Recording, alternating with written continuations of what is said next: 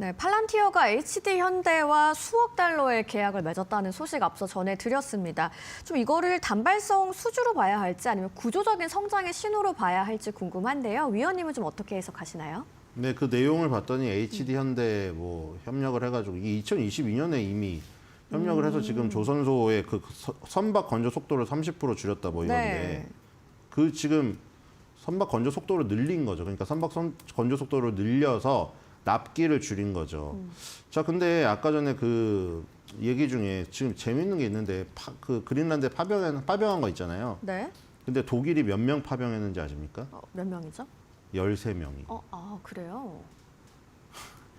진짜 13명 갔다 그냥 왔어요, 다시. 근데 이게 왜 그러냐면은 독일이 물론 패망한 이후에 군사력이 뭐 줄어들어서 그런 것도 있는데 지금 이걸 하는 이유가 있습니다. 지금 얘기를 하는 네. 이유가 지금 독일이 지금 그 유럽의 GDP 10% 미국이 10% 관세 부과했을 때 유럽의 GDP가 타격받는 부분 중에서 독일이 노출도가 제일 심해요. 근데 이런 부분을 얘기하는 이유가 우리나라 조선도 마찬가지라는 거예요. 조선이 지금 마스가라고 해서 이 부분에서 시작된 거 아닙니까? 트럼프 전화 한 통으로 하나오션부터. 그러니까 독일이랑 비슷한 거란 말이에요. 이게 지금 이 상황이 조선이 지금 이 우리나라 조선주가 지금까지 올라온 배경에는 마스가라는 프로젝트가 있었고 그다음에 하나오션이라던가 HD 현대중공업 이런 쪽이 지금 미국의 어떤 그 군함 시장에 진출할 것 같은 그런 네. 부분들 이런 부분 때문이었는데 결국 이런 미국에 대한 노출도가 심하다 보면은 어떤 이런 아까 전에 그런 상황 속에서 조금 접고 들어갈 수밖에 없다는 거죠. 독일이 마치 13명만 파병하고 이런 어떤 액션만 취한 것처럼. 그래서. 그래서 네.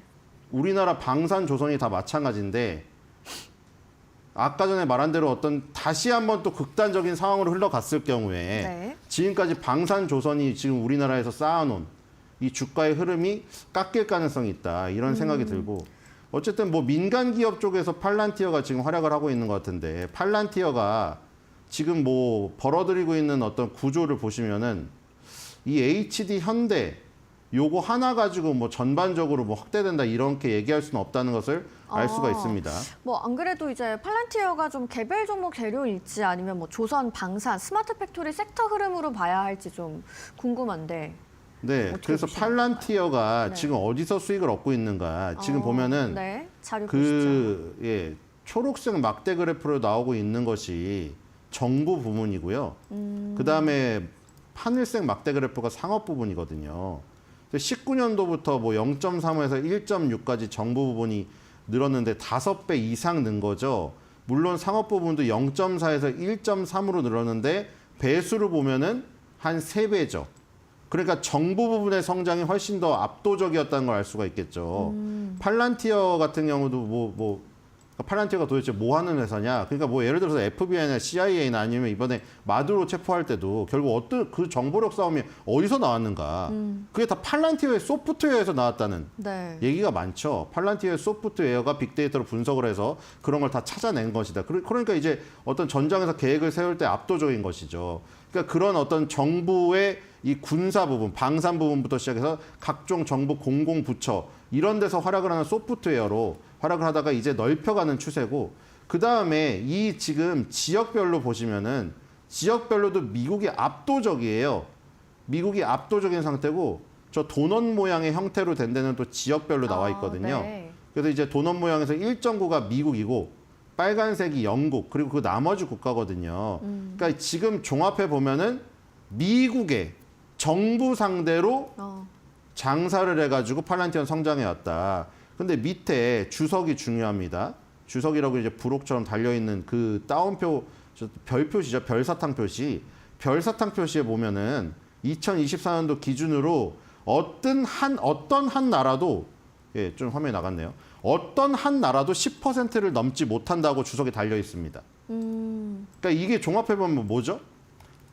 팔란티어는 결국에 미국의 정부 대상으로 장사를 대부분하고 성장을 갖고 왔고 네. 우리나라의 H현대과 계약 소식이 나오고 뭐 그 조선 그 건조 속도를 30% 단축시켰다, 빠르게 했다. 뭐 이 얘기가 나오지만 어떤 한 국가도 10%를 차지하지 못하는 비중이기 때문에 네. 지금은 이제 그걸 넓혀가는 어떤 상황인 거죠. 그러니까 우리나라 H현대랑 뭐 저 계약을 맺었다고 해서 갑자기 무슨 방산 쪽에 있던 게 조선 쪽으로 확 펼쳐지거나 아니면은 우리나라만 무슨 뭐 신경을 써가지고 우방이라고 확 펼치거나 이게 아니라 미국 정부에 치중되어 있던 비중을 조금씩 넓혀가는 어떤 단계라는 거죠. 그러니까 너무 우리가 뭐 H현대에 뭐 계약을 해가지고 이게 뭐 엄청난 대형 호재처럼 확대 해석하는 것은 네. 주의를 기울여야 된다.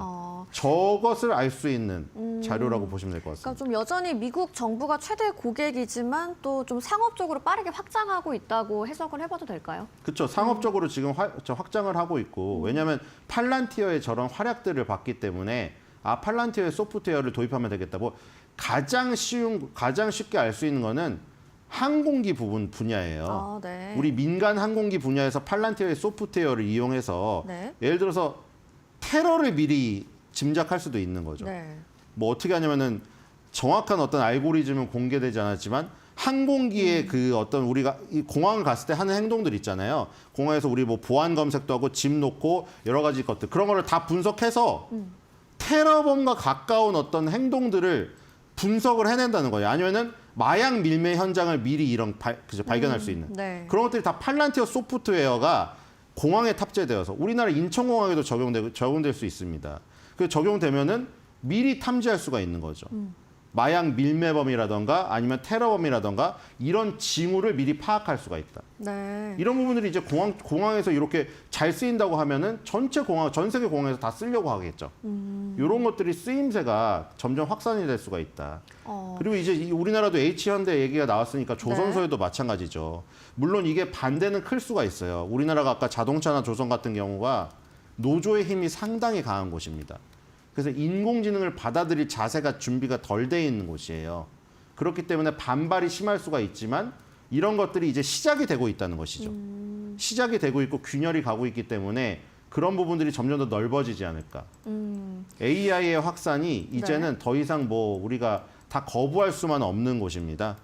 뭐 어제 뉴스에도 나오더라고요. 챗GPT로 소송해서 이기신 아주머니의 일이 나오더라고요. 그러니까 변호사의 이 영역도 침범되고 있기 때문에 조선소라던가 뭐 자동차라던가 뭐 이런 약간 노조가 강한 쪽도 네. 이제 AI 침투가 시작되고 있다. 그리고 팔란티어의 뛰어난 AI 소프트웨어 이런 것들은 사실 시대적인 흐름을 받아들여야 되기 때문에 뭐 이게 점유율이 높아지는 것은 시간 문제가 아닌가 이런 생각이 듭니다. 그럼 뭐 이번 이런 좀 기대감이 이미 주가에 좀 반영이 됐다는 시각도 있는 것 같은데 그러면 개인 투자자들 입장에서 좀 추격보다 관망이 맞을까요? 아니면 뭐 분할 대응 어떤 게 좀 괜찮다고 네, 보세요? 일단 팔란티어는 뭐 워낙에 많이 올랐죠 지금 네. 사실.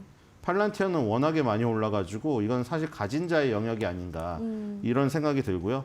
우리나라 조선방산 스마트 팩토리 섹터 같은 경우는 이거를 바로 연결짓기에는 좀 무리가 있다. 아까 말씀드린 대로 그렇게 정리하면 될 것 같습니다. 네, 한국 시장을 강조한 팔란티어의 이야기까지 오늘 들어봤습니다. 신일섭 위원과 함께했습니다. 고맙습니다.